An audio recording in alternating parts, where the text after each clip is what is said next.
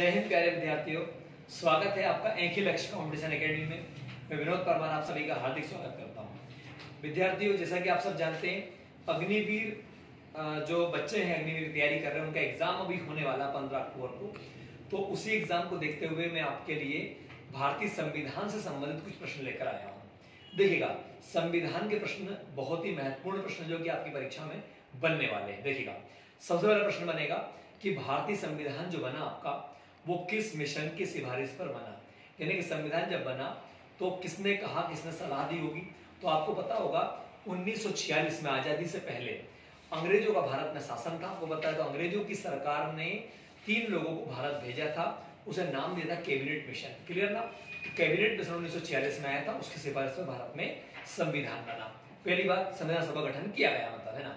तो देखिए, cabinet mission आया, उसने कहा कि भाई आप भारतीय लोग जो है अपना संविधान बना सकते हो। तो हम लोगों ने जुलाई 1946 में संविधान सभा का चुनाव किया। क्लियर ना? साथ में अंग्रेजों ने कह दिया था कि आपकी जो संविधान सभा होगी वो चाहे तो टेम्परेरी सरकार भी देश में बना सकती है। तो हमने अपनी खुद की टेम्परेरी मतलब अंतरिम सरकार भी बना ली थी। आपको ध्यान रखना है, ठीक है, ये वेरी वेरी इंपॉर्टेंट है। अब पूछेगा वो, तो ये कब हुआ था? सितंबर 1946 में अंतरिम सरकार बनी। ये प्रश्न आपका बन जाएगा। तीसरा प्रश्न बनेगा, संविधान सभा की पहली बैठक कब हुई? तो 9 दिसंबर 1946 को संविधान सभा की बच्चों पहली बैठक हुई। आपको पता है, हमारे देश में हम जो बुजुर्ग हमारे वरिष्ठ होते हैं, उनको आगे रखते हैं। तो सच्चिदानंद सिन्हा जो थे आपके, उनको हमने सबसे पहले संविधान सभा का अस्थायी अध्यक्ष बनाया। क्लियर ना? अगले 2 दिन बाद बात करें 11 दिसंबर को। 11 दिसंबर को फिर अगली बैठक हुई। अगली बैठक में हमने डॉक्टर राजेंद्र प्रसाद जी जो थे हमारे, उनको संविधान सभा का अस्थायी अध्यक्ष बनाया। ये आपको ध्यान रखना है। क्लियर ना? फिर हम बात करें 13 दिसंबर को तीसरी बैठक हुई। 13 दिसंबर 1946 को पंडित जवाहरलाल नेहरू ने हमारी संविधान सभा के सामने जो लोग थे उस समय में उद्देश्य प्रस्ताव पारित किया। आखिरकार बताया कि जो संविधान हम बना रहे हैं उसमें क्या करना चाहते हैं, देश के लोग कैसे अधिकार देना चाहते हैं।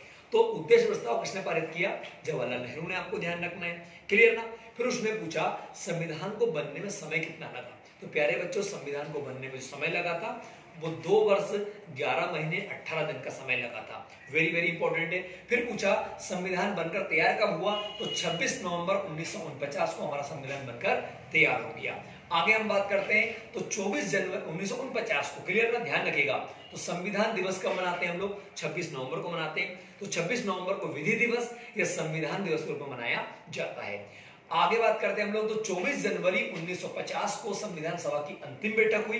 ये भी आपका इंपॉर्टेंट है, ठीक है। और इस बैठक में तय किया गया कि अब भारत में कोई गवर्नर जनरल, कोई वायसराय नहीं होगा, बल्कि अब भारत में जो भारत का संवैधानिक प्रमुख रहेगा वो राष्ट्रपति होगा। क्लियर ना? तो 26 जनवरी 1950 के दिन भारत का संविधान लागू हो गया। हम गणतंत्र दिवस मनाते हैं। क्या मनाते हैं?